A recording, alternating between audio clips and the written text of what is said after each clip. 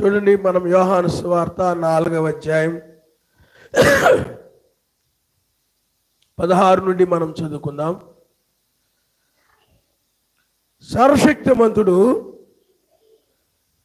3వ అధ్యాయం 16వ వచనం, లోకమును ఎంతో ప్రేమించెను కాగా ఆయన తన అద్వితీయ కుమారుని యందు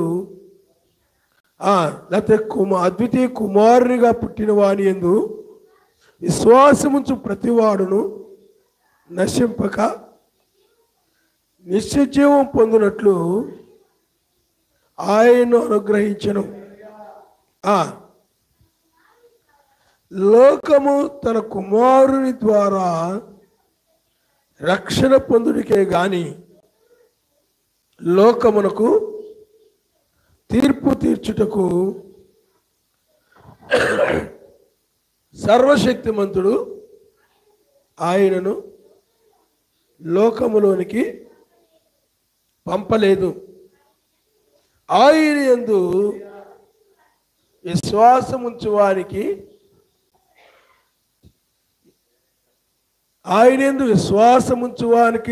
తీర్పు తీర్చబడదు.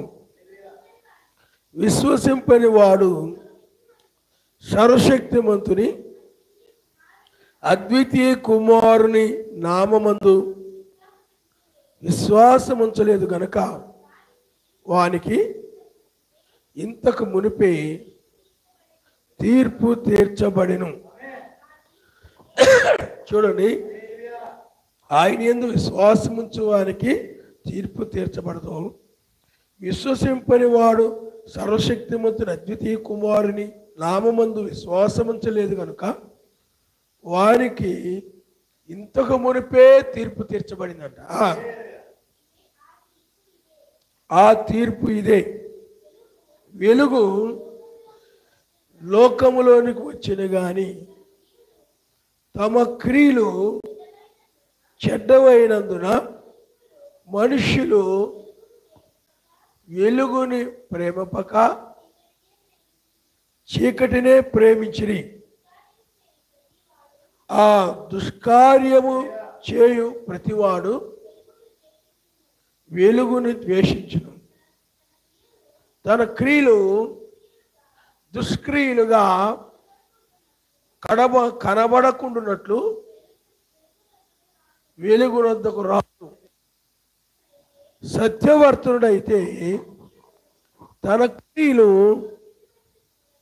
సర్వశక్తివంతుని మూలముగా చేయబడి ఉన్నవని ప్రత్యక్షపరచబడినట్లు వెలుగునొద్దకి వచ్చును. ఇక్కడ చూడండి, బైబిల్ ఏం చెప్తుంటే, నేను లోకమునకు వెలుగై ఉన్నాను. ఏమైనాడు చెప్పండి? ఆయన లోకమునకు వెలుగై ఉన్నాడు. ఆ తీర్పు ఇదే: వెలుగు లోకములోనికి వచ్చెను గాని తమ క్రియలు చెడ్డవైనందున మనుష్యులు వెలుగుని ప్రేమింపక చీకటినే ప్రేమించిరి. దుష్కార్యము చేయు ప్రతివాడును వెలుగును ద్వేషించును. తన క్రియలు దుష్క్రియలుగా కనబడకుండానట్లు వెలుగునొద్దకి రాడు. సత్యవర్తనుడైతే తన క్రియలు సర్వశక్తిమంతుని మూలంగా చేయబడి ఉన్నవని ప్రత్యక్షపరచబడినట్లు వెలుగునొద్దకి వస్తారు.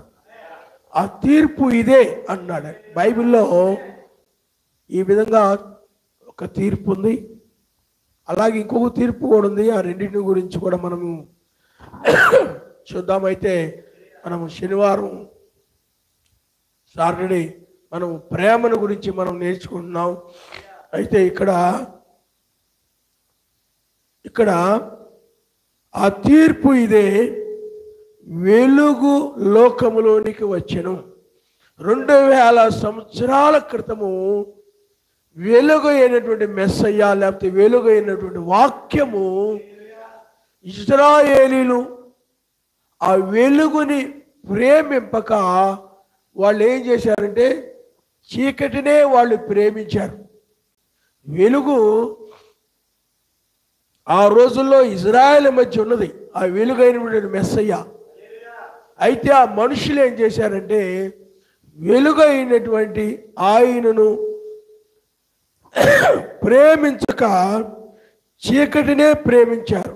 ఎందుకంటే వాళ్ళ క్రియలు, వాళ్ళ ఆలోచనలు, వాళ్ళు చేసేటువంటి కార్యాలు చెడ్డవి కాబట్టి అవి చెడ్డవైనందున అవి వారికి ఆ వెలుగు దగ్గరికి వాళ్ళు రాలేదు. వెలుగుని ఏం చేశారు చెప్పండి? ద్వేషించారు. బైబిల్ ఏం చెప్తుందంటే మీరు ఒకసారి మొదటి తిమోతికి రాసిన పత్రిక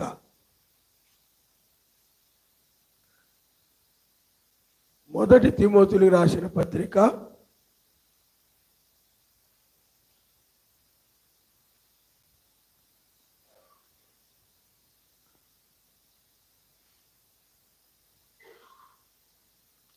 'హల్లెలూయా హల్లెలూయా'. కాబట్టి మొదటి తిమోతి రాసిన పత్రికలో ఏముందంటే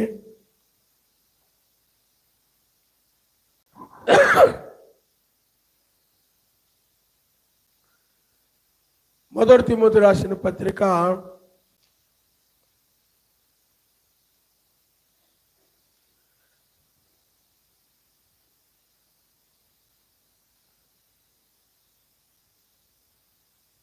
6వ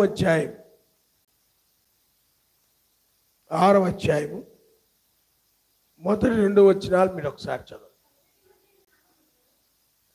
సర్వశక్తిమంతుని నామమును ఆయన బోధయు దూషింపబడకుండానట్లు దాసత్యమును కాడి క్రింద ఉన్న వారందరూ తమ యజమానులు పూర్ణమైన ఘనతకు పాత్రులని ఎంచవలెను. విశ్వాసులైన యజమానులు గల దాసులు తమ యజమానులు సహోదరులని వారిని తృణీకరింపక తమ సేవాఫలం పొందువారు విశ్వాసులను పిల్లై ఉన్నారని మరి ఎక్కువగా వారికి సేవ చేయవలెను. ఈ సంగతులు బోధించు. హల్లెలూయా. పిల్లారా, మెస్సీ ఆ రోజులు ఏం చేశాడు చెప్పండి? బోధించాడు. అపోస్తులు కూడా అలాగే బోధించారు. ఆయన వాక్యమైనది, ఆయన వెలుగు అయినాడు, లోకములోనికి వెలుగు. చూడండి, మనము యోహాను సువార్త 1వ అధ్యాయం ఒకసారి మనం చూద్దాం.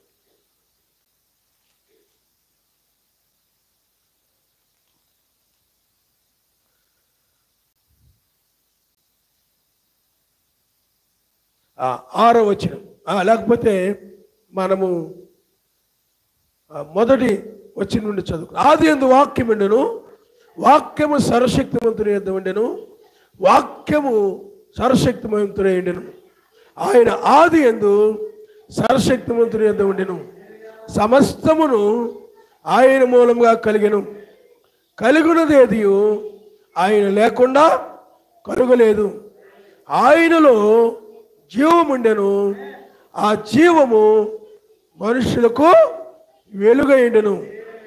ఆ వెలుగు చీకటిలో ప్రకాశించున్నది కానీ చీకటి దాన్ని గ్రహింపకుండెను. అంటే ఆయనలో జీవం ఉన్నది, ఆ జీవమే వెలుగు. అందుకని నా మాటలు ఆత్మయు జీవమై ఉన్నవని బైబిల్ చెప్తుంది. ఆయన నామనిస్తాం అంటే, కాబట్టి లోకములో చీకటి ఉన్నది, వెలుగు ఉన్నది. లోకములో అంటే వెలుగు చీకటిలో ప్రకాశిస్తూ ఉన్నది, కానీ ఆయన ఆ జీవము వెలుగై ఉండినని వాక్యం చెప్తుంది. ఆయన నామనిస్తాం. హల్లెలూయా. అలాగే మనం 2వ తిమోతి రాసిన పత్రిక 4వ అధ్యాయం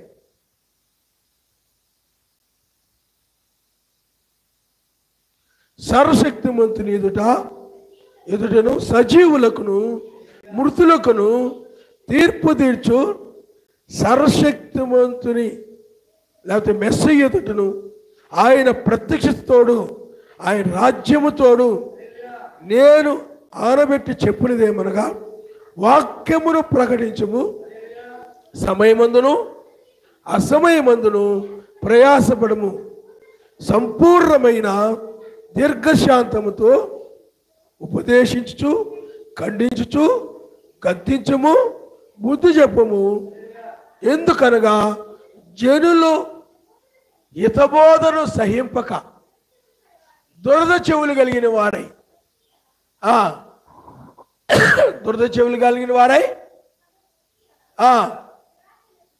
తమ స్వకీయ దురాశలకు అనుకూలమైన బోధకులను తమ కొరకు పోగు చేసుకొని సత్యమునకు చెవినియక కల్పనా కథల వైపునకు తిరుగు కాలము వచ్చును. కాబట్టి ఇక్కడ వాక్యం ఏం చెప్తుందంటే సర్వశక్తిమంతుడి ఎదుటను సజీవులకును మృతులకును తీర్పు తీర్చు యెహోవా ఎదుట ఆయన ప్రత్యక్షతోడు ఆయన రాజ్యముతోడు నేను అనబెట్టి చెప్పినదేమనగా జనులు హితబోధను సహించక, అంటే వెలుగును సహించక. హితబోధ అంటే ఏమిటి చెప్పండి? వెలుగు అనేది మనకి మేలు చేసేది, వెలుగు అనేది మనకు దారి చూపించేది. వెలుగు వల్ల మనకి ఏం కలుగుతుంది? మేలు కలుగుతుంది. కానీ వెలుగు ఎలా ఉంటుందంటే మనుషులకి నచ్చదు, గిట్టదు. బ్రహ్నాం గారు చిన్నతనంలో ఉన్నప్పుడు వాళ్ళ తల్లిదండ్రులు ఆముదం వేసేవారంట. అది వెకటగా ఉండేదంట. అయినా పర్వాలేదు, ఇది మేలు చేస్తే వెకటగా ఉన్నప్పటికీ అని గొంతులో పోసేవారంట. కాబట్టి వాక్యం ఎప్పుడు కూడా మనుషులకి ఎలా ఉంటుంది చెప్పండి? హితము కోరి వాళ్ళ మేలు కోరి వాళ్ళు చెప్తూ ఉంటే సహించలేకపోతూ ఉంటారనమాట. ఆ వెలుగుని సహించలేరు. మెస్సయ్య కూడా ఆయన వెలుగు, ఆయన లేకపోతే ఆయన వాక్యాన్ని బోధిస్తున్నప్పుడు వాళ్ళ యొక్క హితమును కోరి, వాళ్ళ మేలును కోరి, వాళ్ళ క్షేమమును కోరి, వాళ్ళు రక్షించబడాలని, వాళ్ళు నశించిపోకూడదని వాళ్ళ మేలు కోరి ఆయన వాళ్ళకి బోధిస్తూ ఉంటే, వెలుగైనటువంటి వాడు ఆయన వారికి తెలియజేస్తూ ఉంటే మనుషులు హితబోధను సహించక ఆయన బోధన వింటూ ఉంటే, ఆయన వాక్యమును వింటూ ఉంటే ఏమండి వీళ్ళు సహించలేకపోయేవారు. వాళ్ళకి ఎందుకంటే వాళ్ళకి తమ దృష్టికి తాము నీతిమంతులు అనుకుని ఒక హెచ్చింపు కలిగి ఉండేవారు, ఒక గర్వంతో ఉండేవారు. మాకు అన్నీ తెలుసు, ధర్మశాస్త్రం అంతా తెలుసు, మేము మోసే శిష్యులమి, మాకెవరేం చెప్పక్కర్లేదు, మేము మంచి జ్ఞానవంతులవి, ఏమండి మేము మంచి బోధకులవి. ఆ విధంగా పరిచయులు తమకు తెలుసు అన్నట్టుగా వాళ్ళు నేర్చుకునే స్వభావం వాళ్ళకు ఉండేది కాదు. వాళ్ళు మాకంతా తెలుసు అని ఒక గర్వం, ఒక హెచ్చింపు, అహంకారం అనేటువంటిది, మూర్ఖత్వం అనేటువంటిది వాళ్ళల్లో ఉండేది. అప్పుడు ఆయన వాళ్ళు మేలుగోరి చెప్పేవాడు. మీరు అబ్రాహాము సంతానం అని చెప్పుకుంటున్నారు కానీ మీరు అబ్రాహాము సంతానం కాదు. శరీరానికి మీరు అబ్రాహాము సంతానమే కానీ మేము అబ్రాహాము సంతానం అనేవాడు. మీరు శరీరానికి అబ్రాహాము సంతానమే కానీ మీలో ఆత్మ, కయ్యూన ఆత్మ ఉంది మీలో. వాడు సర్పానికి పుట్టినాడు, వాడి కోపం ఎక్కువ, మాట పడలేడు, వాడు హితబోధను గద్దింపును సహించలేడు, వాడు సహించలేడు, వాడి కోపం ఎక్కువ. మీలో కూడా అదే లక్షణాలు కనబడుతున్నాయి. కాబట్టి మీలో పనిచేస్తున్న ఆత్మ సహించలేని ఆత్మ ఏదైనా చెప్తున్నప్పుడు సహించలేకపోతుంటారు అనమాట. ఆ సహించలేనిటువంటి భ్రష్టాత్మ మీలో ఉంది ఏమండి అని ఆయన చెప్పినప్పుడు ఆ హితబోధన ఆయన చెప్పేట వాళ్ళ మేలు కోరి చెప్పే మాటలు వాళ్ళు సహించలేక వాళ్ళు ఆ వెలుగుని ఏం చేశారు చెప్పండి, ద్వేషించారు. ఆయన మాటలని, ఆయన బోధలను, ఆయన ఉపమానములను వాళ్ళు ద్వేషించారు. వాళ్ళు ద్వేషించి ఇక్కడ ఏముంది చూడండి,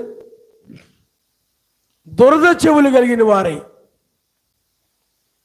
దురద చెవులు కలిగిన వారికి అనుకూలమైనటువంటి బోధకులను తమ కొరకు పోగు చేసుకుని సత్యమునకు చెవి ఇవ్వక కల్పన కథల వైపు, అంటే హితబోధన సహించగా దురద చెవులు కలిగిన వారికి అనుకూలమైనటువంటి కల్పన కథల వైపు తిరిగారు వాళ్ళు. అందుకనే మెసేజ్ చెప్పండి, మీరు మనుషులు కల్పించిన పద్ధతులు దైవోపదేశములను బోధించు నన్ను వ్యర్థముగా ఆరాధిస్తూ ఉన్నారు అని చెప్పాడు. అంటే వెలుగు లోకములోనికి వచ్చింది, కానీ మనుషులు ఏం చేశారు చెప్పండి, వెలుగును సహించలేక, వాక్యమును సహించలేక, హితబోధను సహించలేక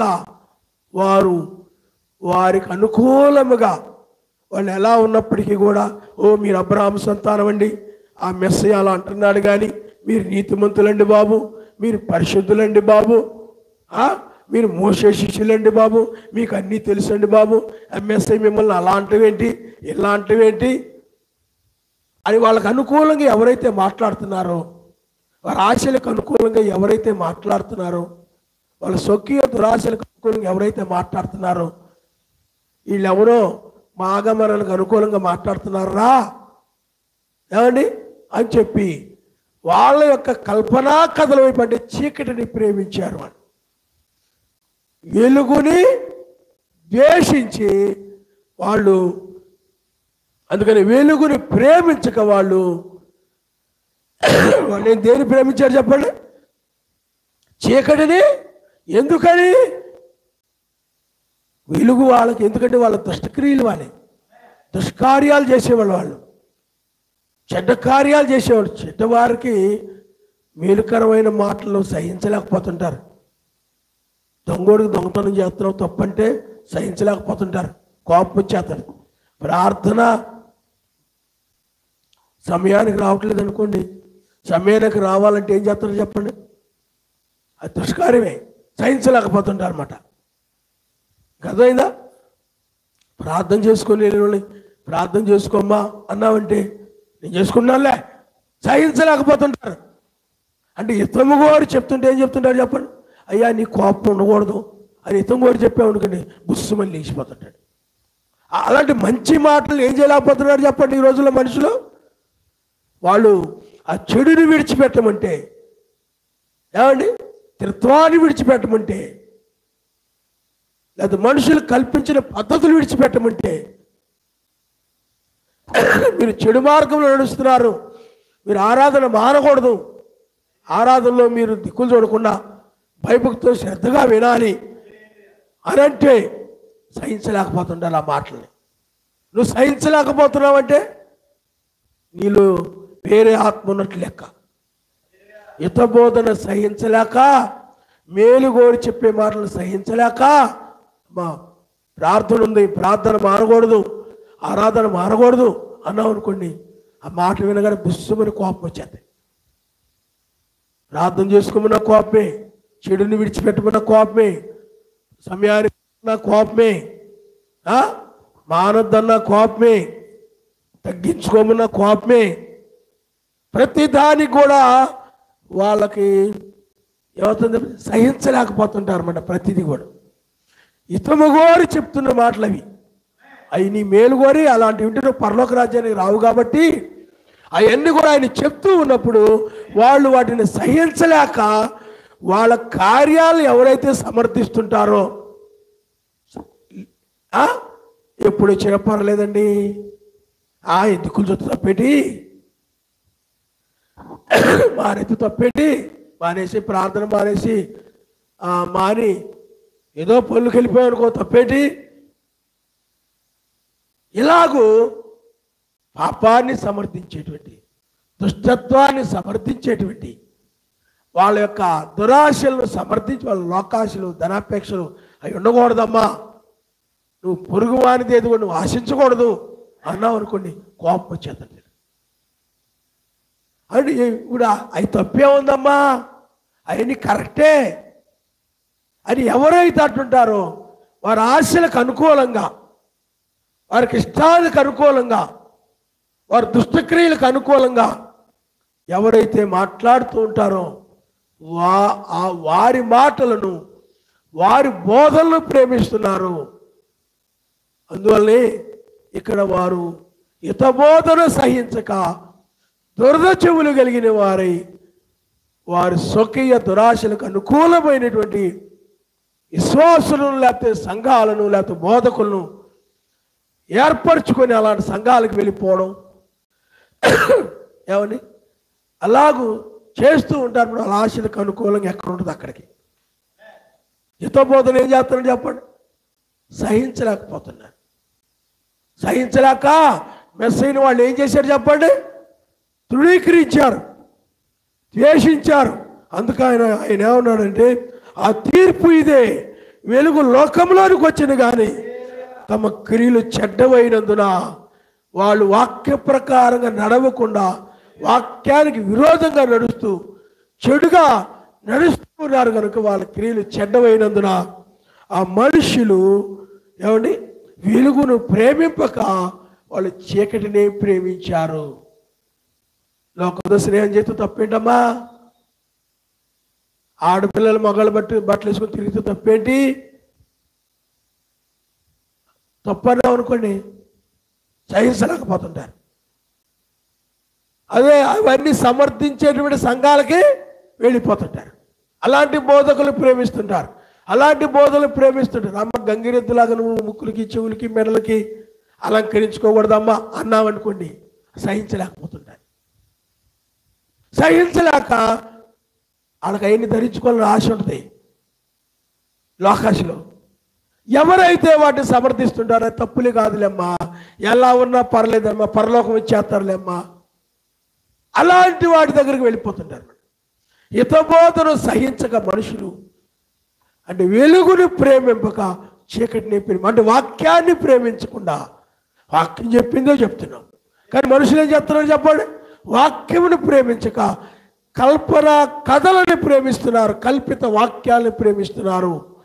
అందుకని ఈ దుష్కార్యాలు చేసేవాళ్ళు, చెడ్డ కార్యాలు చేసేవారు వాళ్ళు వెలుగునొద్దకి వెలుగుని ద్వేషించును, తమ దుష్క్రియలైనందువల్ల అవి కనబడకుండానట్లు వాళ్ళు వెలుగునొద్దకి రారు.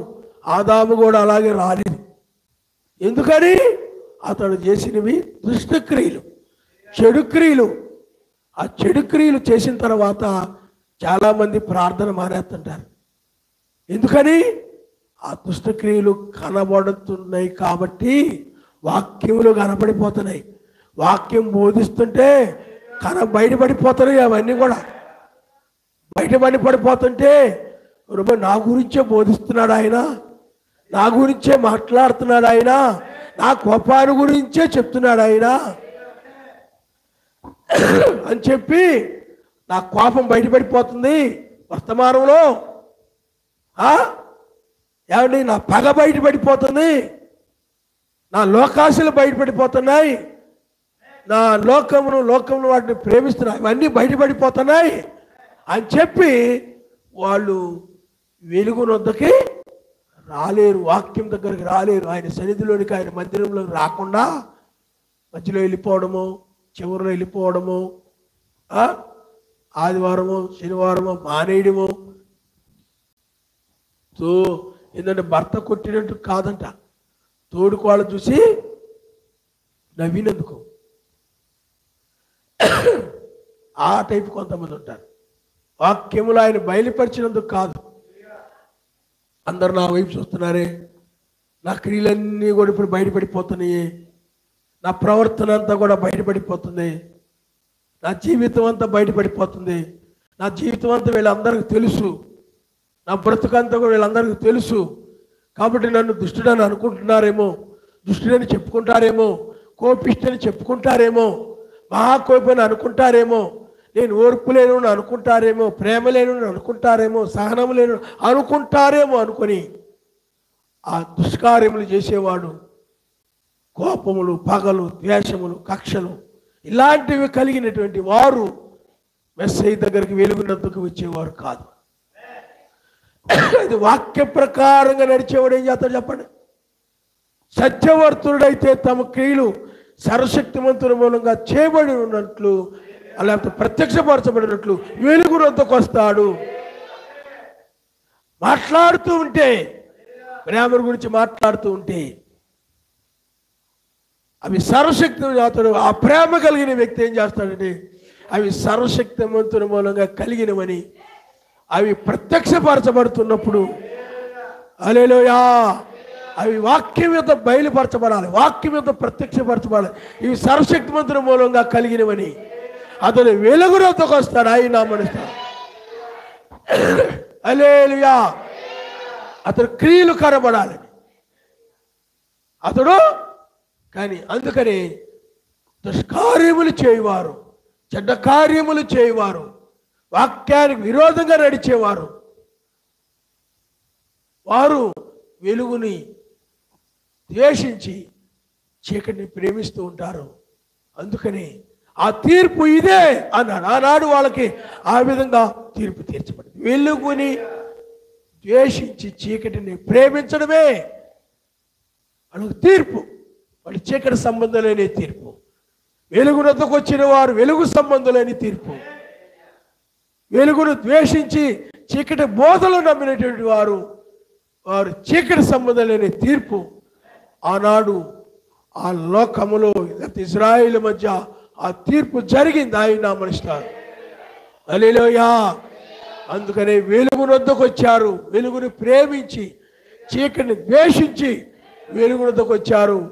వారి పెంతెకొస్తు పండుగ నాడు పరిశుద్ధాత్మను పొందుకున్నారు. అలాగే ఆ పరిశీలు, సద్దుకైల, యూదులు అనబడినటువంటి వారు వాళ్ళు వెలుగునొద్దకు వాళ్ళు రాలేకపోయారు. వారు ఎందుకంటే వాళ్ళ క్రియలు చీకటి సంబంధమైనవి కాబట్టి ఆ చీకటికి బోధలకు అనుకూలంగా ఉన్నటువంటి చీకటి సంఘాలకే వెళ్ళారు తప్ప చీకటి బోధలే నమ్మారు తప్ప ఈ వాక్యం మనకు అనుకూలంగా లేదు. ఈయనప్పుడు కూడా మనకు అనుకూలంగా చెప్పడం, అనుకూలంగా మాట్లాడడం. ఇప్పుడు బైబిల్లో మీకాయ ఉన్నాడు, యెహోషాపాతు, ఏమండి, అలాగే ఆహాబు, వీళ్ళు రామోత్ గిలాదు మీదకి యుద్ధానికి వెళ్తున్నారు. ఎందుకంటే ఇది వాళ్ళది.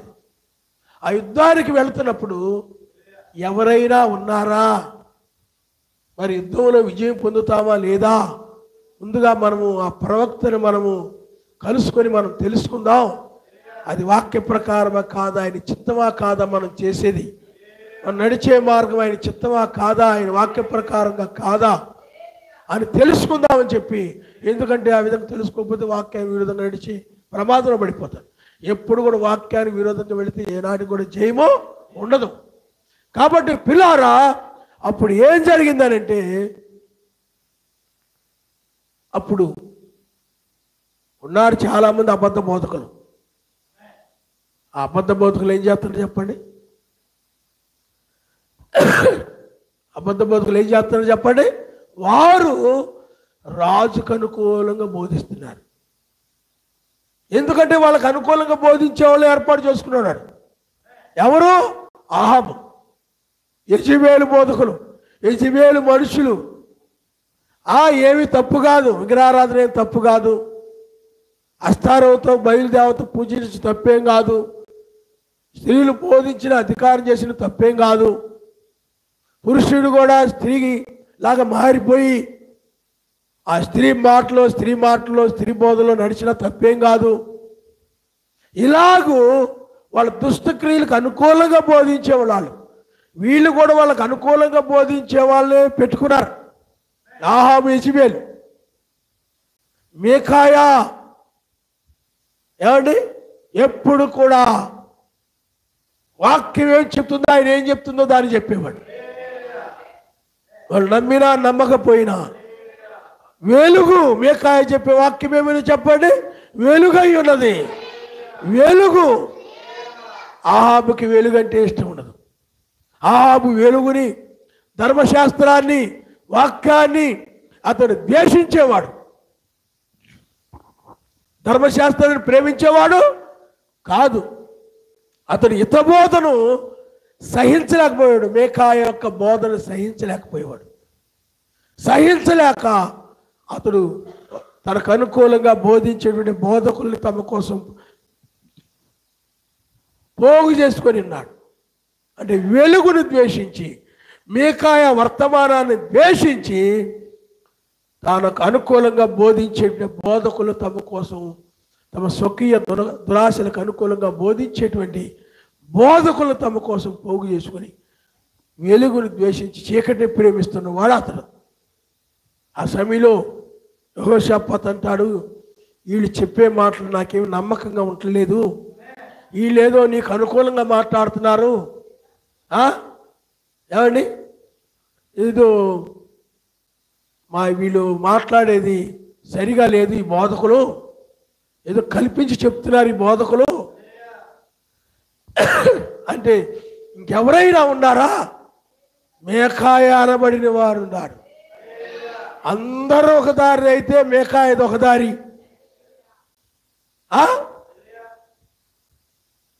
అతనికి నేనంటే పడదు, ఎప్పుడు నాకు వ్యతిరేకంగా మాట్లాడుతుంటాడంటే.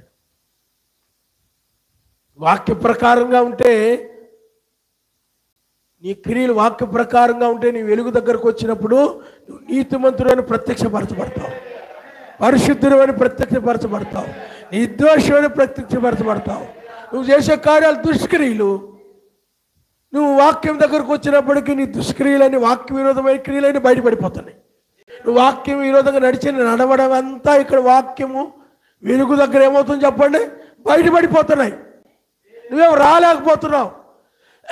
ఆహాబు ఏం చేసేవాడు చెప్పండి? రాలేకపోయేవాడు.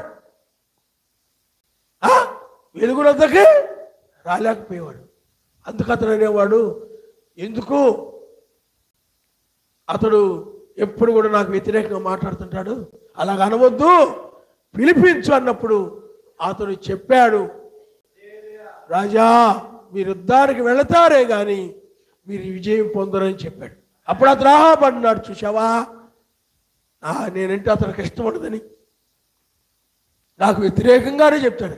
నువ్వు వ్యతిరేకంగా ఉన్నావు, నువ్వు వాక్యానికి విరోధంగా నడుస్తుంది, నీవు చీకటిలో నడుస్తుంది, నువ్వు చీకటి నమ్మింది, నువ్వు వెలుగుని ద్వేషిస్తున్నావు తప్ప నాకు అనుకూలంగా చెప్పట్లేదంటే ఏంటి?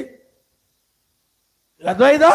నువ్వు మారాలి, అంతేగాని ఎందుకు నేను వచ్చినా కానీ నాకు వ్యతిరేకంగానే చెప్తుంటారు తప్ప, నాకు విరోధంగానే చెప్తుంటారు తప్ప, నువ్వు చేసే క్రియలు అలా ఉన్నాయి, నువ్వు చేసే పనులు అలా ఉన్నాయి.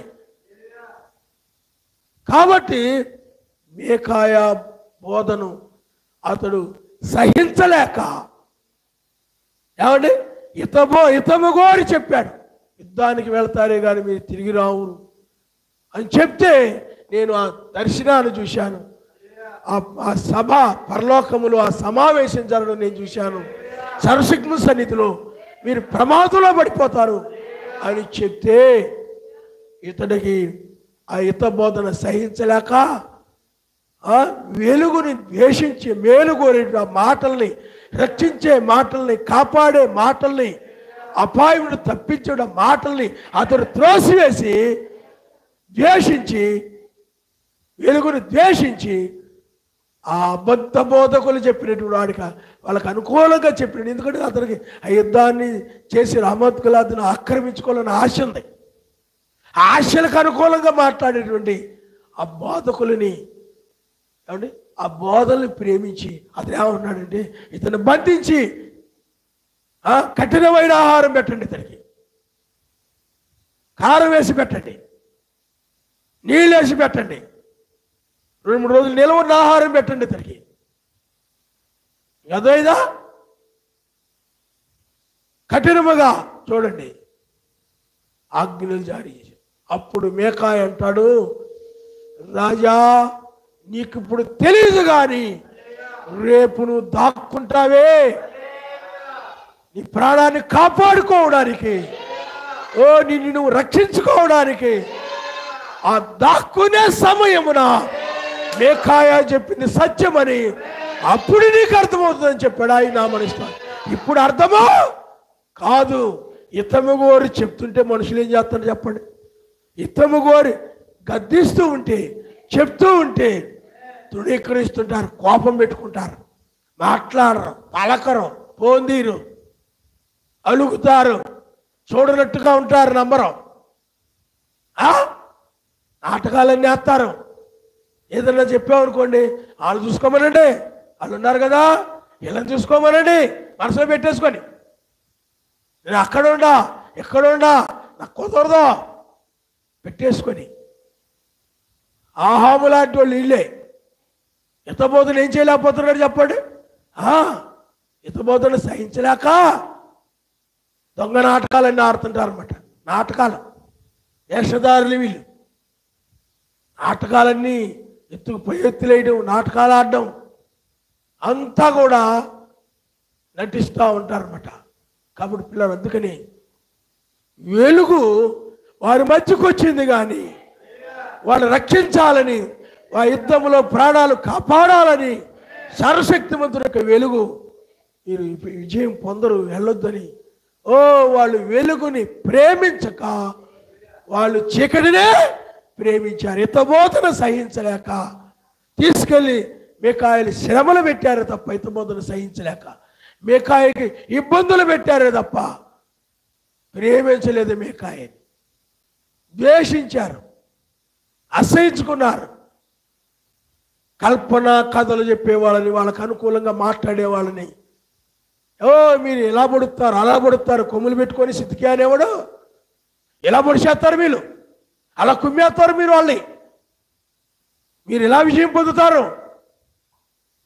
వాళ్ళకు అనుకూలంగా మాట్లాడేవాళ్ళు ఏం చేశారు చెప్పడం? అందుకని వాళ్ళకు అనుకూలంగా మాట్లాడు చుట్టూ తిరుగుతుంటారు ఇప్పుడు కూడా. హల్లెలూయా, హల్లెలూయా. మనుషులు ఏం చేస్తున్నారు? ప్రతి కాలంలో కూడా వెలుగుని ద్వేషిస్తూ చీకటిని ప్రేమిస్తూ ఉన్నారు. అందుకని ఇది చీకటిని ప్రేమిస్తున్న కాలము. 2000 సంవత్సరాల దగ్గర నుండి, అంటే ఇంచుమించు 2000 సంవత్సరాలు ఆయన వెలుగు లోకములో ఉంది. 7 దూతల ద్వారా 7 నక్షత్రాలు ఆ సూర్యుని యొక్క వెలుగుని 7 సంఘ కాలములు ప్రకాశించాయి. ఆయన నామనిస్తారు. హల్లెలూయా, హల్లెలూయా. ప్రజలందరూ కూడా చీకటిలో ఉన్నారు, చీకటి బోధల్లో ఉన్నారు. 325 నిశా సమావేశము దగ్గర నుండి, లేకపోతే 325 సంవత్సరం దగ్గర నుండి కూడా చీకటి బోధలు, రోమన్ క్యాథలిక్ యొక్క సిద్ధాంతాలు, కల్పిత బోధలు అనేకమైన సంఘాల్లోకి వచ్చేసాయి. చీకటి బహుగా పెరిగిపోయినటువంటి కాలము, పాపం బహుగా పెరిగిపోయినటువంటి కాలము, ప్రజలు బహుగా చెడిపోయినటువంటి కాలము. ఈ 2000 సంవత్సరాల్లో సర్వశక్తిమంతుడు ఆ ప్రజలను ప్రేమించి వెలుగుని వారి యొద్దకు నడిపించాడు. హల్లెలూయా. కాబట్టి పిల్లారా, వెలుగు లోకంలోనికి వచ్చింది 2000 సంవత్సరాలు. కానీ మనుషులు ఏం చేశారు చెప్పండి? వారి హితబోధన సహించక, అపోస్తులు కూడా బోధించారు, అపోస్తులు బోధించిన హితబోధన సహించక మనుషులు ఆ వెలుగును ద్వేషించి వాళ్ళని చంపి క్రైస్తవులను శ్రమ పెట్టారే తప్ప వాళ్ళు వెలుగుని ప్రేమించిన వారు కాదు, చీకటినే ప్రేమించారు. వాళ్ళకు అనుకూలమైనటువంటి బోధనలు వాళ్ళు ఏర్పాటు చేసుకున్నారు. ప్రతి కాలంలో కూడా ఇలా జరుగుతూనే వచ్చింది. తీర్పు ఇదే. వాళ్ళు వెలుగునొద్దకి రాలేదు. మేకాయ వెలుగునొద్దకు ఆహాబు వచ్చాడా? రాలా. చీకటి దగ్గరకే వెళ్ళాడు. చీకటి బోధకులు చెప్పిన మార్గం ప్రకారమే నడిచాడు. ఇప్పుడు కూడా మనుషులు ఏం చేస్తారు చెప్పండి? 2000 సంవత్సరాల్లో, అలాగే ఈ లౌదీ సంఘ కాలంలో కూడా వెలుగు. ఎందుకంటే ఈ లౌదీ సంఘ కాలంలో చీకటి ఏ సంఘ కాలంలో లేదు. ఈ లౌదీ సంఘ కాలంలో దుర్బోధలు, చెడ్డ బోధలు ఏ సంఘ కాలంలోనే లేవు. పూర్తిగా చీకటి కమ్మినటువంటి కాలము ఈ లౌదీక సంఘ కాలం. ఈ లౌదీ సంఘ కాలంలో 7వ దూత బ్రెన్నాం గారు వీళ్ళందరూ కూడా ఓ మెస్సయ్య యొక్క వెలుగుని ఓ ఈ భూమి మీదకు తీసుకొచ్చారు. ఆయన నామమున స్తోత్రం. హల్లెలూయా. 7వ దూత పలుకు దినములలో మర్మములు బయలుపరచబడ్డాయి. ఓ లోకమునకు 7 మార్లు ఆ యొక్క వెలుగు గురించి ప్రకటించబడింది. ఆ వెలుగు ఎవరో కాదు కానీ మెస్సయ్యే, ఆయన నామమే ఆ రక్షణ. ఓ ఆ నామములోనూ తప్ప మరి ఏ నామములోనూ రక్షణ లేదు. ఆ నామాన్ని గురించి చెప్తే ఆయన ఒక్కడని చెప్తే సహించలేకపోయే సంఘాలు, ఆయన ముగ్గురు కాదంటే సహించలేకపోయాయి. స్త్రీలు అధికారం చేయకూడదు, ఉపదేశించకూడదు అంటే సహించలేకపోయాయి ఆ సంఘాలు. క్రిస్మస్ చేయకూడదంటే బైబిల్లో ఎక్కడుందంటే కోపం వచ్చేస్తుందండి, ద్వేషిస్తున్నారు. అది బైబిల్కి విరోధము, కల్పితమైనవి, అవి చేయకూడదు, మీ నరకంలో పడిపోతారంటే వెలుగుని ఏం చేస్తున్నారు చెప్పండి?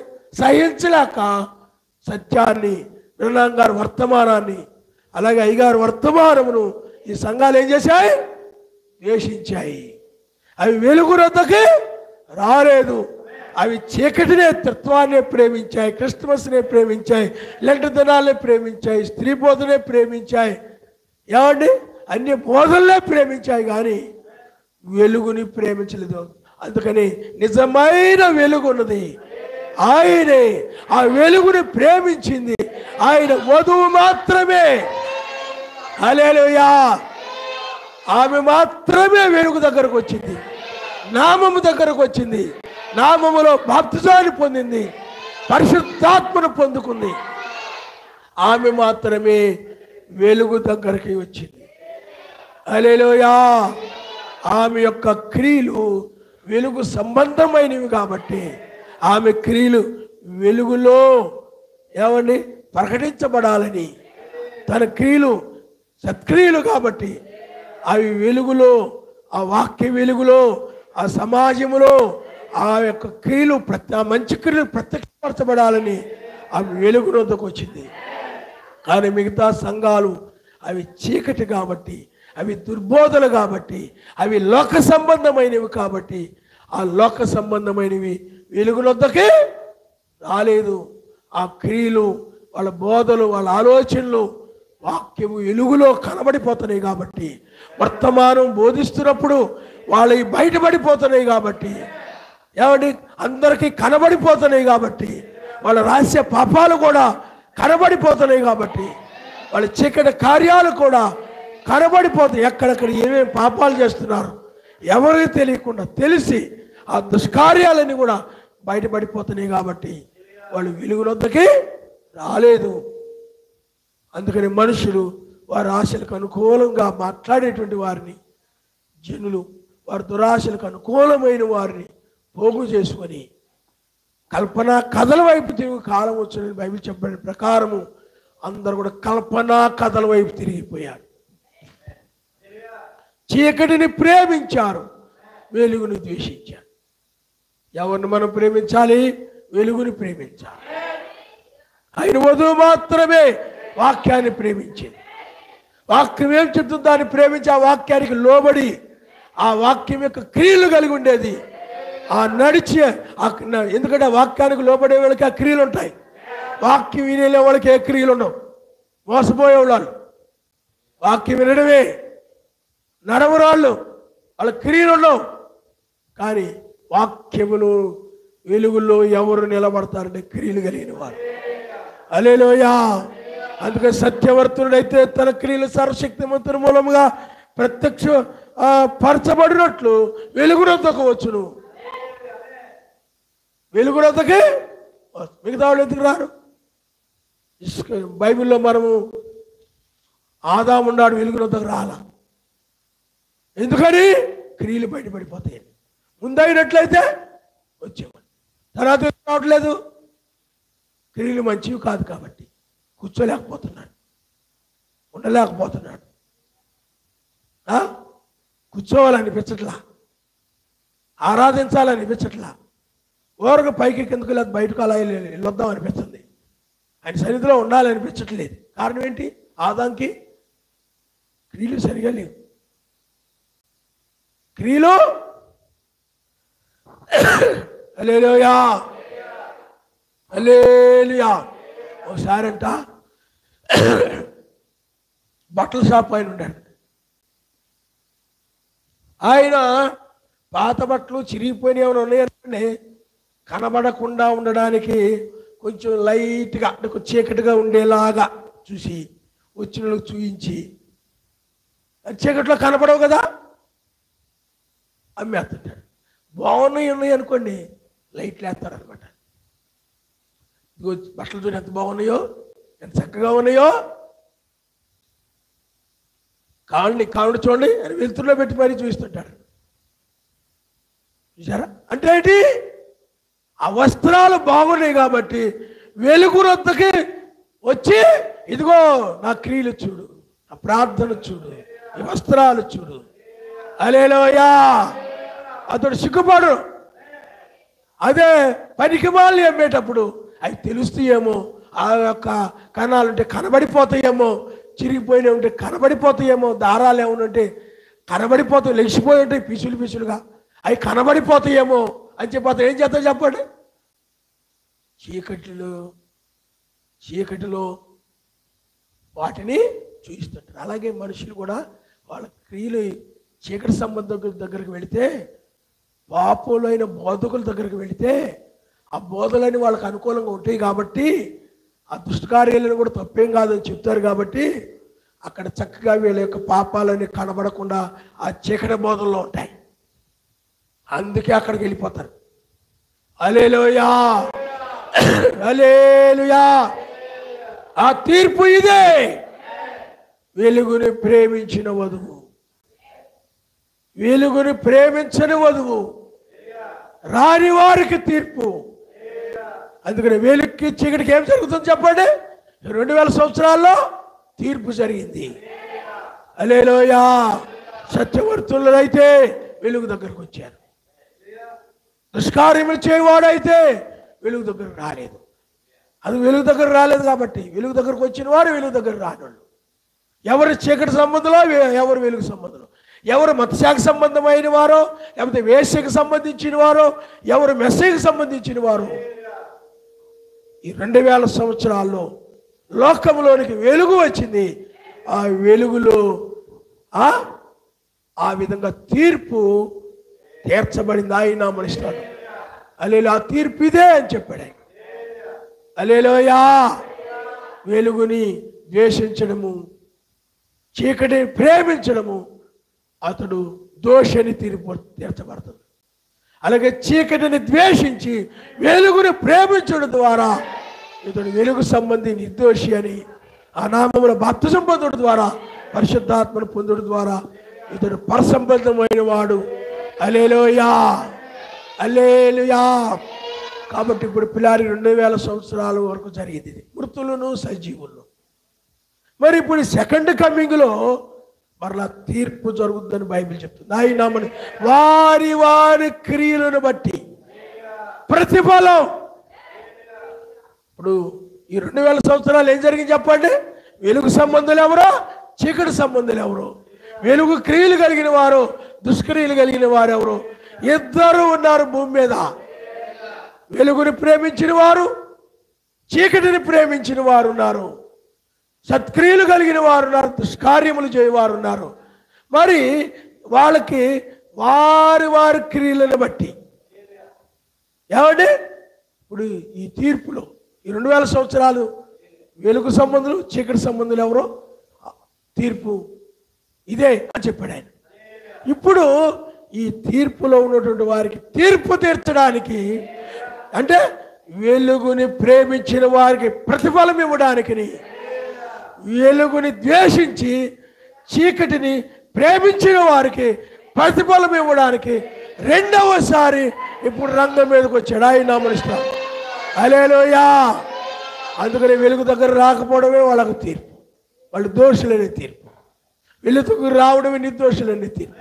ఇప్పుడు నిర్దోషులకని మరి వెలుగు చీకటి సంబంధులకి ప్రతిఫలం ఇస్తానని చెప్పాడు ఆయన. అప్పుడు ప్రతిఫలం ఇవ్వలేదు 2000 సంవత్సరాలు. వెలుగు సంబంధాలు ఎవరో, తీర్పు సంబంధాలు ఎవరు, అక్కడ చీకటి సంబంధాలు ఎవరు, ఆ తీర్పు ఇదే అని చెప్పాడు. ఇంతకు ముందే తీర్పు తీర్చబడిందని చెప్పాడు ఆయన. ఇప్పుడు ఆ క్రియలను బట్టి రక్షించడమా శిక్షించడమా ఆ ప్రతిఫలం ఇవ్వడానికి వచ్చాడు ఇప్పుడు. హల్లెలూయా. అందుకనే ఇప్పుడు వెలుగు సంబంధులను చీకటి సంబంధులను 1996 నుండి న్యాయపీఠం ఎదుటి నిలిచి ఉన్నారు. అంటే నామములో బాప్తిజం పొంది పరిశుద్ధాత్మను కలిగి ఉండి ఆయా సత్క్రియలు ఎవరైతే కలిగి ఉన్నారో వారికి తత్వంలో ఉన్నవారు ఉన్నారు. అలాగే నామంలో బాప్తిజం పొంది కూడా వాళ్ళు పరిశుద్ధాత్మను బాగొట్టుకుని దుష్ట మార్గంలో నడిచే వాళ్ళు ఉన్నారు. నామంలో బాప్తిజం పొందిన వాళ్ళే. వీళ్ళకి వాళ్ళకి ప్రతిఫలం, వాళ్ళు చేసిన పనులకి వీళ్ళు చేసిన పనులకి ప్రతిఫలం. అర్థమైందా? ఒకరేమో పొలంలో పని చేస్తున్నాడు న్యాయంగా, ఇంకోడేమో అన్యాయంగా నడుస్తున్నాడు. ఇద్దరు నడుస్తున్నారు. ఇద్దరిని ఉండనివ్వన్నారు. గురుగుల్ని గోధుమలు రెండింటిని ఎదగనివ్వండి, రెండింటిని ఎదగనివ్వండి. ఒక తీర్పు కాలం ఉంది, సెకండ్ కమింగ్ ఉంది, రెండవ రాకడ ఉంది. అప్పటి వరకు పెరికివేయుదమా అన్నారు. ఆగండి, పెరికేయొద్దు. ఒకవేళ మీరు వీటిని పెరుగుతున్నప్పుడు, చెడ్డవాటిని పెరుగుతున్నప్పుడు, ఆ దుష్టుని సంబంధాలు పెరుగుతున్నప్పుడు రాజ్య సంబంధాలు కూడా వాడితో పాటు పెరికివేయబడవచ్చు. కాబట్టి రెండింటిని ఎదగనివ్వండి, వాళ్ళు రెండింటిని కూడా ఎదగనివ్వండి. ఒక సమయం ఉంది. ఆ సమయం వచ్చినప్పుడు, ఎందుకంటే వెలుగు సంబంధమైంది ఏదో, చీకటి సంబంధమైంది ఏదో, ఏమండి ఏది నిర్దోషో ఏది దోషో ఏమండి తేటపరచబడింది. ఆ తీర్పు ఇదే అన్నాడు. తేటపరచబడమే తీర్పు. కానీ ఇప్పుడు ప్రతిఫలము రెండవసారి న్యాయాధిపతిగా వచ్చి, అదేమో ఈ 2000 సంవత్సరాల్లో ఆ వర్తమానికులు ఆ వెలుగుని ప్రకటిస్తున్నందువల్ల లోకములో ఆ వెలుగు ద్వారా లోకములో ఆ తీర్పిదే. ఎవరు వెలుగు దగ్గరకు వచ్చారో ఎవరికి వెలుగు దగ్గర రాలేదో ఆ తీర్పిదే అన్నాడు. కానీ ఇప్పుడు ఆ తీర్పులో ఉన్నటువంటి వారు ఎవరు వెలుగు సంబంధులు ఎవరు చీకటి సంబంధులు వారికి ప్రతిఫలం ఇవ్వడానికి, వారి వారి క్రియలు బట్టి ప్రతిఫలం ఇవ్వడానికి, వారి వారి క్రియలు బట్టి జీతం ఇవ్వడానికి చెడ్డ ఎందుకు ఏ విత్తుతావో దాన్ని నువ్వు కోస్తావని చెప్పాడు. హల్లెలూయా, హల్లెలూయా. చెడు విత్తితే ప్రతిగా దండన పొందుతావు, మంచి విత్తితే ప్రతిగా మంచిని పొందుకుంటావు. అందుకని వారి వారి క్రియలను బట్టి, మంచి క్రియలను బట్టి నీకు మంచి ప్రతిఫలం, నువ్వు చేసిన చెడ్డ క్రియలను బట్టి చెడ్డ ప్రతిఫలం. అందుకంటాను క్రియలను చూస్తుంటాడు ఆయన. క్రియలు జాగ్రత్తగా ఉండండి, క్రియలను బట్టే జీతం పొందుకుంటారు రెండవ రాకడలో. హల్లెలూయా. పదే పదే చెప్తుంటాను, కానుకలు ఎగ్గొట్టకండి, దొంగిలించకండి. మలాకిలో రాయబడిన ప్రకారం దశంభాగాలు దొంగిలించకండి. ఏమండి అవి కూడా క్రియలే. ఏమండి ప్రార్థన మానకండి, అది క్రియే. సమయానికి రండి, అది క్రియే. ఒకరి మీద ఒకరు హెచ్చించుకోకుండా ఉండండి. వాళ్ళ మీద వీళ్ళ మీదతో నేను ప్రధానమైన వ్యక్తిగా ఉండాలి, అందరూ నాకు తోకలాగా తిరగాలి అనుకోకండి, ప్రమాదంలో పడతారు. నువ్వు కూడా ఎవరొకరు తోకలా ఉండొద్దు. ఏమండి చెప్తూ ఉంటారు, గ్రహాలు తిరిగినట్టుగా తిరుగుతుంటారు. ఒకరు చుట్టూ అలా తిరగకండి, ప్రార్థనలో ఉండండి, సమయాన్ని ఆయనకి ఇవ్వండి. పనులు కూడా మానేసుకొని ప్రార్థన కూడా మాని వాళ్ళింటికి వెళ్ళి వీళ్ళింటికి వెళ్ళి వీళ్ళింటికి వెళ్ళి వాళ్ళింటికి వెళ్ళి ముచ్చట్లు చెప్పుకుంటా కబుర్లు చెప్పుకుంటా ప్రార్థన మీద ఉండదు. అది వద్దు. చివరి సమయంలో ఉన్న ఎక్కువ ప్రార్థన చేసుకోండి అంటారు. ఆయన నామనిస్తాను, ఆయన చేసుకోడు, నేను చేసుకుని వచ్చి కూర్చొని. నీకు అర్థమైందా? నేను కొంతమంది చెప్తుంటాను, నీకు ఎంతమంది స్నేహితులు ఉంటే నీకు అంత ప్రమాదం అని చెప్తా. ఎందుకంటే ఎవడోడు వస్తుంటాడు, మాట్లాడుతుంటాడు, అక్కడికి వెళ్తా ఉంటాడు, ఎక్కడికి వెళ్తా ఉంటాడు. నువ్వు ఎమ్మెల్యేలాగా వాళ్ళకి ఏదో సహాయం చేయడానికి తిరుగుతూ ఉంటావు, నీకు ప్రార్థన జీవితం ఉండదు, ప్రార్థన ఉండదు, ప్రమాదంలో పడిపోతావు. అందుకని సమయాన్ని సద్వినియోగం చేసుకోండి, సమయాన్ని సద్వినియోగం చేసుకోండి. ఎల్లప్పుడూ ప్రార్థన చేయండి. అవసరమైతేనే అవసరాల్లో పాలు పొందండి సహోదరి సహోదరులకి.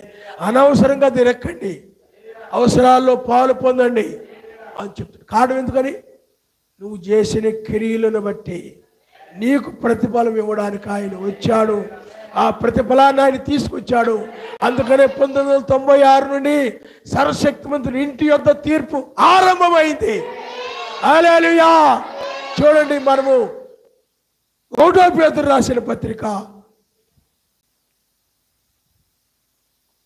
1 పేతురు రాసిన పత్రిక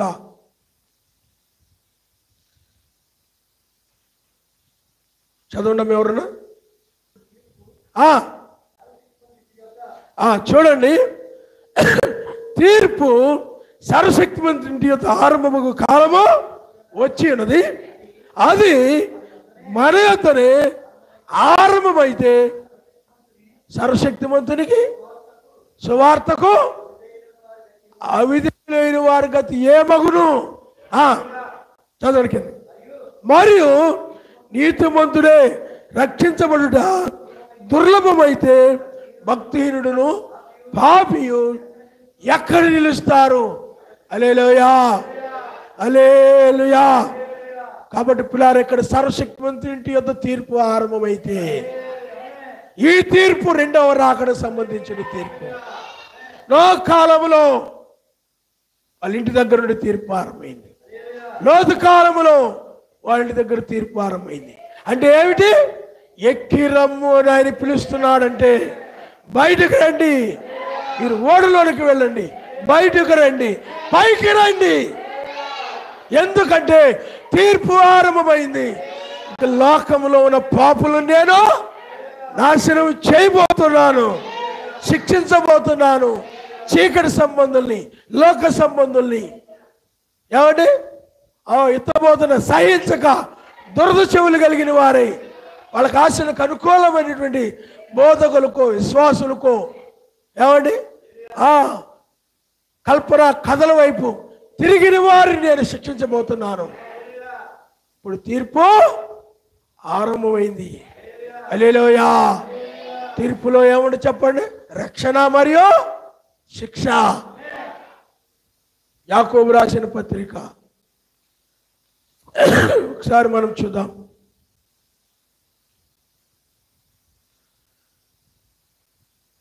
యాకోబు రాసిన పత్రిక 12వ అధ్యాయం. ఒక్కడే ధర్మశాస్త్రము నియమించి 4వ అధ్యాయం 12వ వచనం. ఒక్కడే ధర్మశాస్త్రము నియమించి న్యాయం విధించువాడు, ఆయనే రక్షించుటకును నశింపజేయుటకును శక్తిమంతుడై ఉన్నాడు. పరునికి తీర్పు తీర్చుటకు నీవెవరు? ఆయన మనిషి 2000 సంవత్సరాలు ఆయన ఎవరికి తీర్పు తీర్చకుండా ఆ తీర్పు ఇదే అని చెప్పాడు, అంతే. తీర్పు తీర్చలేదు.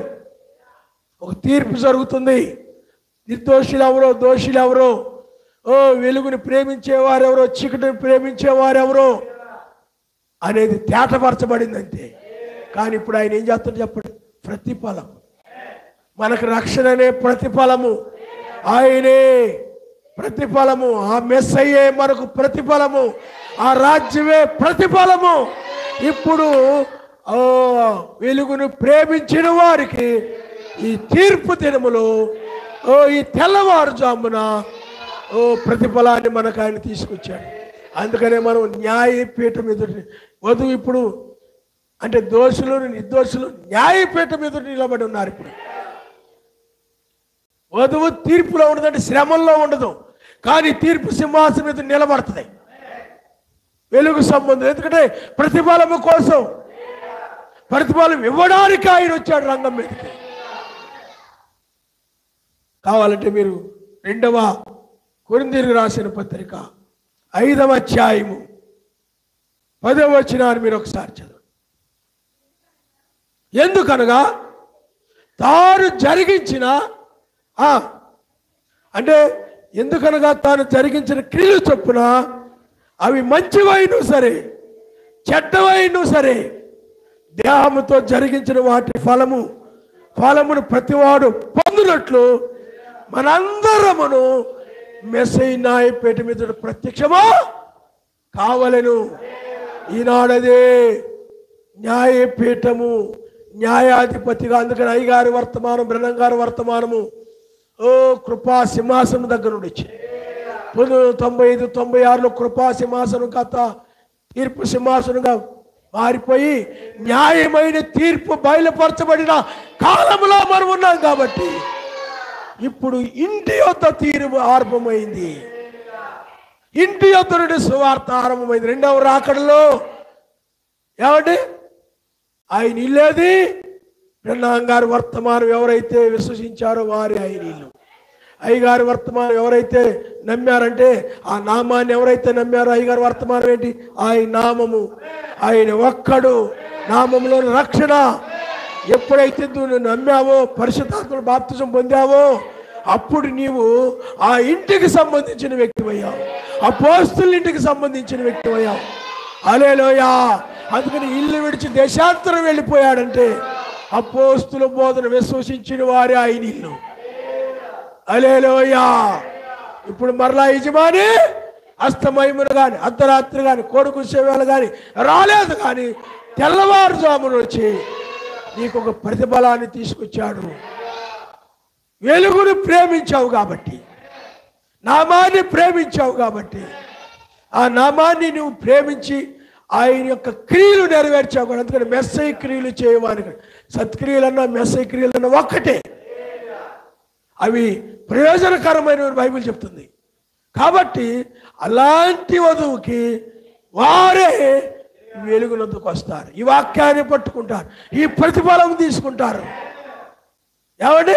ప్రతిఫలం తీసుకొని మధ్యాకాశాన్ని కొనిపోబడతారు. అందుకని వేకు చుక్కని ఇచ్చేదను అన్నాడు. ఆయనే ప్రతిఫలము, ఆయన మెస్సయే ప్రతిఫలము, ఆ ప్రేమే ప్రతిఫలము. ఎందుకంటే అది శాశ్వతమైన ప్రేమ. హల్లెలూయా. ఇదేంటంటే సదా ఆయనతో నువ్వు ఉండడానికి, నేను తీసుకొని వెళ్ళడానికి వచ్చినటువంటి ప్రేమ. అలాంటి ప్రేమతో ఇచ్చాడు. కాబట్టి ఇప్పుడు తీర్పు, ఇంతకుముందు తీర్పు ఏమండి లోకంలో, ఇంతకుముందు ఆ యొక్క వెలుగు లోకమంతా. అందుకు ఆయన లోకమునికి వెలుగై ఉన్నానని. ఈ చీకటిలో వెలుగు ప్రకటించబడింది 2000 సంవత్సరాలు. కానీ ఇప్పుడు ఈ వేకు వెలుగు లోకానికి కాదు. ఏమండి? చీకటిలో ఉన్నటువంటి ఏమండి లోకానికి కాదు, చీకటికి కాదు, ఇది వధువుకు మాత్రమే. ఇది రక్షించే వెలుగు. ఇక్కడ నుండే తీర్పు ఆరంభమవుతుంది. రక్షించడం దగ్గర నుండే తీర్పు. అంటే తీర్పులు ఏం జరుగుతుంది? రక్షణ, శిక్ష. నిర్దోషుల్ని మరి దానియేలు కాలంలో ఏం జరిగింది చెప్పండి? తెల్లవారుజామున దానియేలు ఆయన రక్షించి ఎవరైతే నిందలు మోపారో, కొండాలు చెప్పారో వచ్చి వాళ్ళని శిక్షించాడు ఆయన. అందుకని వెలుగు, చీకటి, వెలుగు, చీకటి. నిజమైన వెలుగు ఒకటుండెను, అది యావే ఎలోహిం, నిత్య జీవమయమై ఉండెను, అది యెహోవా ఎలోహిం. హల్లెలూయా. ఆయన లోకంలో వెలుగుగా ఉన్నాడు. ఆ వెలుగు 1995లో ముగించబడింది. సువార్త ద్వారాలు మూయబడ్డాయి. ఇప్పుడు వేకు వెలుగులో లోతు వలె, దానియేలు వలె, ఇశ్రాయేలు వలె వాళ్ళు ఎర్ర సముద్రం దాటినట్లుగానే, పైకి తీయబడినట్లుగానే, వెలుపులకు వచ్చినట్లుగానే వధువు కూడా ఈ లోకాన్ని విడిచి ఎక్కరమ్మనే స్వరమును పెట్టి లోకాన్ని విడిచి ఆమె ఇప్పుడు పైకి ఎత్తబడే సమయంలో ఉన్నది. ఆయన మనుషులు అక్షయతను విడిచి అక్షయతను ధరించుకొని, అందుకని అక్షయమైనదే ఆ యొక్క వాడబారిన కిరీటమే, ఆ ఆశీర్వాదమే. హల్లెలూయా. అందుకని ఆ 1000 ఏళ్ల పాలనలో ఆయనతో పాటు ఉండడం కోసము ఇప్పుడు ఆయన నిన్ను తీసుకుని వెళ్ళడానికి వచ్చాడు ఈ తీర్పు దినములో. అందుకనే మంచివైన చెడ్డవైన సరే దేహంతో జరిగించిన ప్రతిదానిని బట్టి న్యాయపీఠం ఎదుట నిలబడవలను. కాబట్టి మంచి క్రియలు చేసిన వారు పునరుద్ధానం. అందుకనే ఇంటి యొద్దనే తీర్పు ఆరంభమైంది. కాబట్టి నీతిమంతులు ఎత్తబడతారు. ఇంకా విడవబడిన వారు ఉన్నారు. వాళ్ళు దోషులుగా తీర్పు తీర్చబడిన వారు ఈ న్యాయపీఠం ఎదుటే నిలబడి ఉన్నారు. వాళ్ళు దోషులుగా తీర్పు తీర్చబడ్డారు, విడవబడతారు. విడవబడిన వారికి శిక్ష. ఈ తీర్పులో వధు ఉండదు. ఇంటి యొద్ద నుండి తీర్పు ఆరంభమైతే వేకు చుక్క, మరి వేకుజామునే లోతు దగ్గర నుండి తీర్పు ఆరంభమైంది. వేకుజామునే దానియేలు దగ్గర నుండి తీర్పు ఆరంభమైంది, రక్షించుడి దగ్గర. అలాగే ఇజ్రాయిల్ కూడా వేకుజామునే ఎర్ర సముద్రం దాటించడం దగ్గర నుండి తీర్పు ఆరంభమైంది. తీర్పు తీర్చడానికి వచ్చి ఆయన తీర్పులో నిర్దోషులను విడిపించి, ఏమండి, నిర్దోషులను విడిపించి దోషులను ఆయన శిక్షించేవాడుగా ఉన్నాడు. హల్లెలూయా. కాబట్టి ఇప్పుడు ఈ తీర్పు జరుగుతుంది. అందుకనే ఇప్పుడు పిల్లారా, ఎవరైతే వెలుగై ఉన్నారో, వెలుగులో ఉన్నారో వారు మాత్రమే ప్రతిఫలం పొందుటకు వస్తారు. ఎవరైతే వేకు వెలుగును తృణీకరిస్తున్నారో వారు శిక్షనే ప్రతిఫలాన్ని పొందుకుంటారు. శిక్షనే ప్రతిఫలాన్ని. అక్కడ వెలుగుని ద్వేషించి చీకటిని ప్రేమించారు. అలాగే వెలుగుని ఏమండి ద్వేషించి చీకటిని ప్రేమించిన వారు ఉన్నారు. అలాగే వెలుగుని ప్రేమించి చీకటిని ద్వేషించిన వారు ఉన్నారు. వెలుగుని ప్రేమించిన వారు ఈ ప్రతిఫలాన్ని పొందుకుంటారు. చీకటిని ప్రేమించిన వారు శిక్షనే ప్రతిఫలాన్ని పొందుకుంటారు. హల్లెలూయా. ఇప్పుడు కూడా అంతే ప్రియులారా, వెలుగుని ప్రేమించేవారు మధ్యాకాశాన్ని కొనుగోబడతారు. శరీర రూపాంతరం చెంది పైకెత్తబడుతుంది. ఈ వేకు వెలుగును ద్వేషించి, ఏమండి, ఈ బ్రహ్మం గారు 1963 రెండవ రాకడ జరిగిందని, ఉది ద్వారా నీతి సూర్యుని రాకడ జరుగుతుందని, క్రీస్తు బ్రహ్మని రకరకాల బోధలు ఉన్నాయి. రెండవ రాకడ విషయం తప్పుడు బోధలవి. ఆనాడు నామము త్రిత్వం, నామం అనేది సత్యమైతే త్రిత్వం అనేది తప్పుడు బోధ. ఈనాడు వేకు నక్షత్రం ద్వారా జరిగేది రెండవ రాకడ లేఖనాల ప్రకారం సత్యం. అది 1963 రెండవ రాకడ జరిగింది అనేది, ఉర్దూ ద్వారా నీతి సూర్యుని రాకడ జరుగుతుంది, అబద్ధం. అది జరగలేదు. అప్పుడు అది వాక్యానికి వ్యతిరేకం. అది చాలామంది బ్రహ్మం గారి వర్తమానాలు కొంతవరకు చదివి బైబిల్తో చూసుకోకుండా అవే సత్యం అనుకొని ఆ అభిప్రాయంతో వెళ్ళిపోతున్నాడు, మోసపోతున్నాడు. కాబట్టి ఇప్పుడు తీర్పు ఆరంభమైంది. 96లో ఈ తీర్పు కూడా ముగించబడితే, అంటే ఎత్తబడితే ఇంకా లోకం మీదకి ఉగ్రతే. అంటే ఈ తీర్పు వర్తమానం ప్రకటించడం, ఈ న్యాయమైన తీర్పు జరుగుతుందని ఇప్పుడు ఆయన బయలుపరిచాడు. కాబట్టే మనం ఇప్పుడు న్యాయముగా, అంటే నీతిమంతులు రక్షించి దోషుల్ని శిక్షించేటు న్యాయాధిపతిగా వచ్చాడని, న్యాయమైన తీర్పు జరుగుతుందని అర్థమైంది మనకి. ఆయన బయలుపరచకపోతే నువ్వు కూడా మార్తమ్మ కథో, మరియమ్మ కథో, యోసేపు కథో, అబ్రహాము కథో, దానియేలు కథో, హనోకు కథో, నోహు కథో, బైబిల్లోని యోసేపు కథో, ఆ కథలు చెప్పుకుంటూ ఉండేవాళ్ళు చర్చిలో ఇంటూ. అర్థమైందా మీకు? కానీ ఇప్పుడు ఎక్కడున్నా మనం?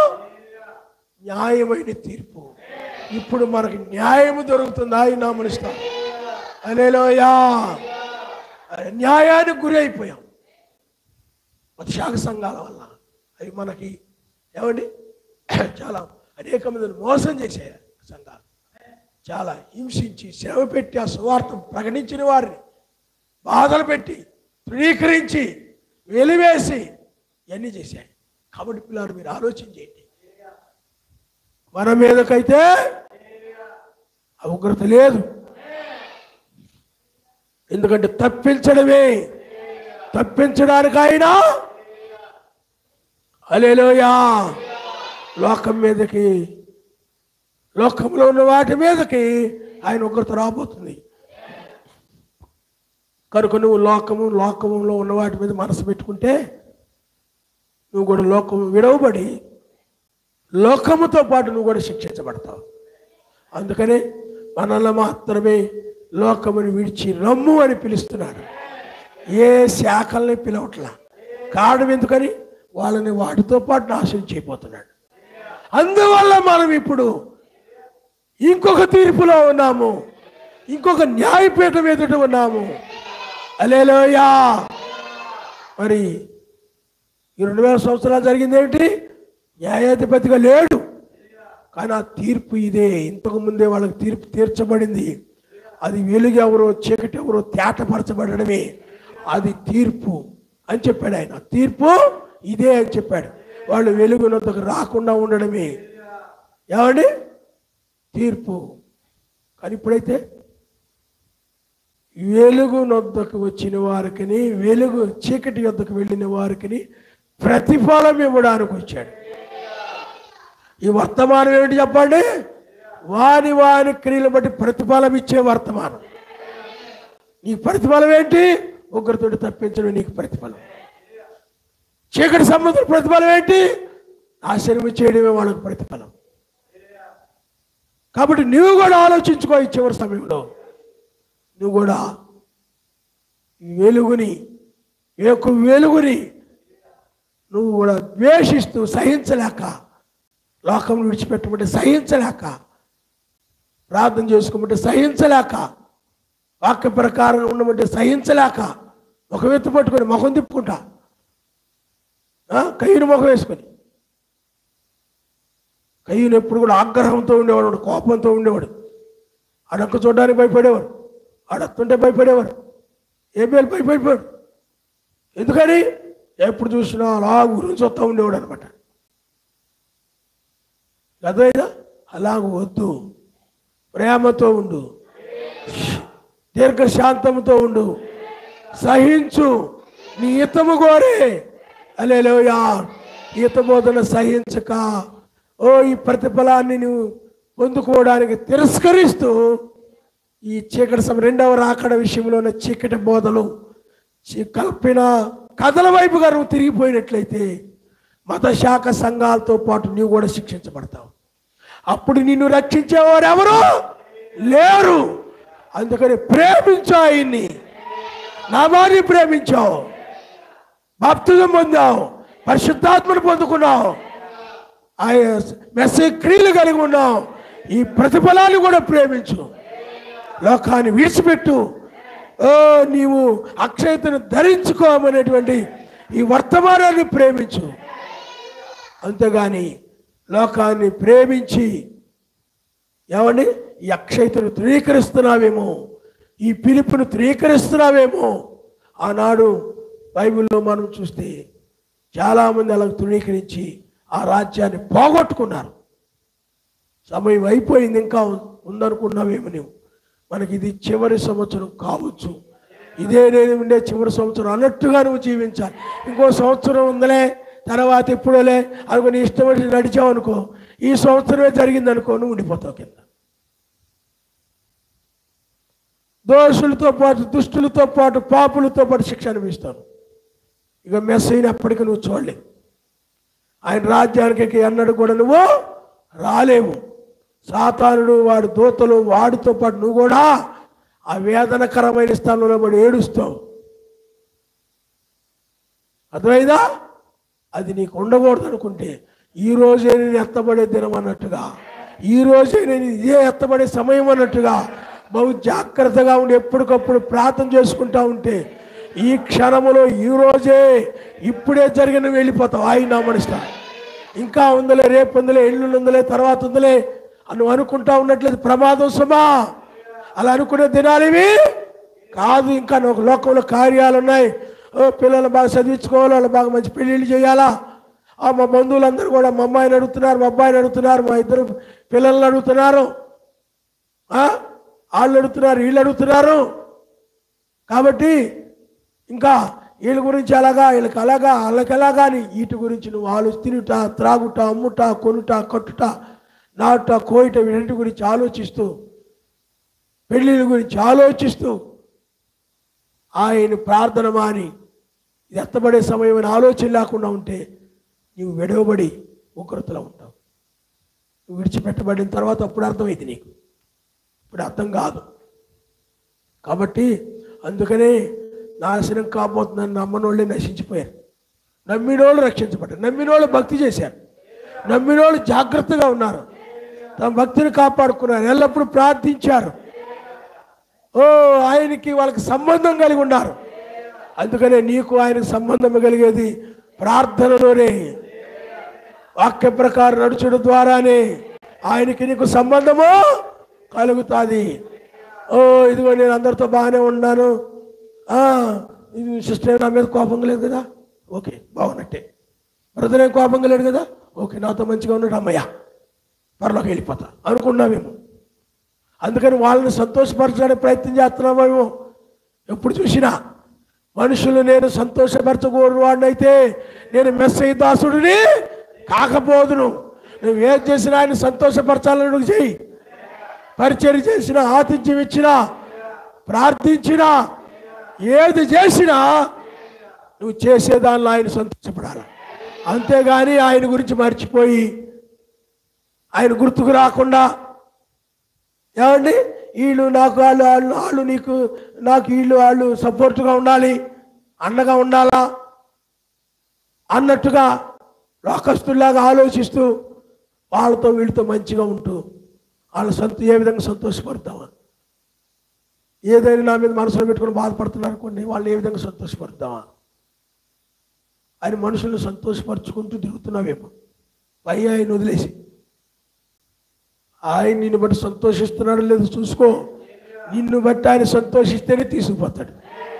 నిన్ను బట్టి మనుషులను వాటిని అనుకూలంగా నడుస్తూ ఆయన చిత్త ప్రకారం లేకుండా ఆయన ఆలోచనలో పెట్టుకొని ఆయన ఆలోచన ప్రకారం నడవకుండా ఆయన బాధ పెడుతూ నువ్వు మనుషులు సంతోషపరుస్తూ వాళ్ళింటికి వెళ్ళి వీళ్ళింటికి వెళ్ళి ఏదో నవ్వించి ఏకైకలో పక్కపక్కలో ఆ కబుర్లు చెప్పి ఈ కబుర్లు చెప్పి ఏమండి అమ్మయ్య వీళ్ళు సంతోషపరిచాలే అని అనుకొని ఆయన ప్రార్థన చేయకుండా ఇలాగ సమయం అంతా దుర్యోగం చేస్తూ ఆయన సంతోషపరచకుండా కనుక ఉంటే, ఏ బాధ పెడుతూ ఉంటే ఆయన చిత్త ప్రకారం నడకుండా మనుషులకు అనుకూలంగా నడిచి మనుషులు సంతోషపెడుతూ నువ్వు విడవబడతావు కింద.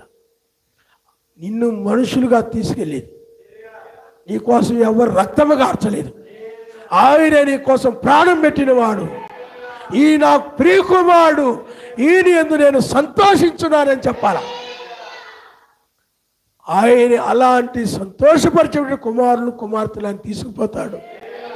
అది చూసుకోరు.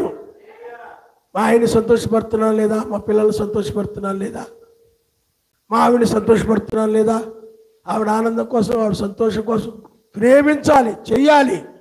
కానీ ఆయన వాక్యం ఏం చెప్తుందో అలాగే చెయ్యి.